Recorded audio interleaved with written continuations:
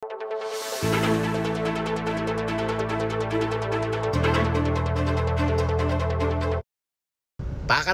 pa rin mialiw ang replica of Villages ang may sabing landmark ng Pilipinas ken dating Nayong Pilipino Cultural Park Kenny Clark Freeport Zone.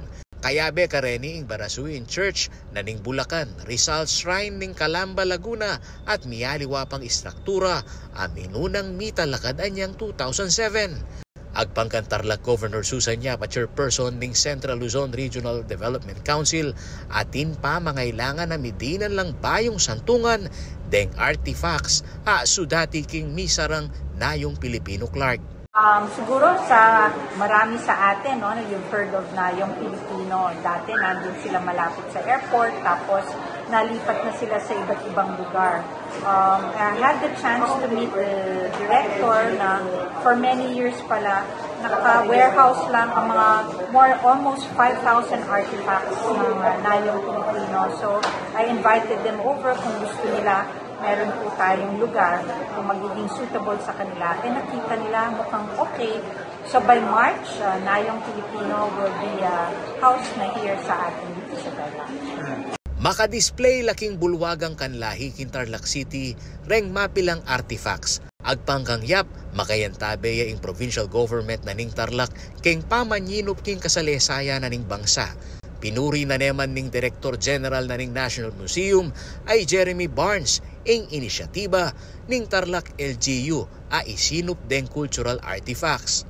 Yeah, because the reason government agencies have collection katulad ng ganito, whether it's National Museum or other agency like Nayong Filipino Foundation, the whole point is number one to protect kasi medyo rare na o nawala na yung ganitong bagay sa kasalukuyan.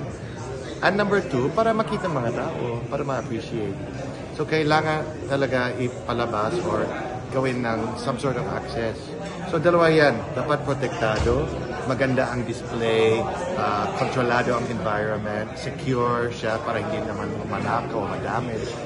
And then number two, talagang pwede puntahan ng mga tao para makita. Kasi property nito ng buong taong bayan. Samantala, kinumpirma na namang Clark Development Corporation President and CEO Attorney Agnes VST de Venadera ang maggamit na lamo naman ang timong multi-purpose buildings deng aliwang istruktura keng dating Nayong Pilipino. Well, yung Nayong Pilipino dito sa Clark, binubuhay ng nilinis na in fact ng CDC, no? And a portion of that is already being used. Of course, another Nayong Pilipino can be put up anywhere and everywhere. Ako yung kaya kayong talasuyo ay Paulo G. Santos, ating pusong makabalen.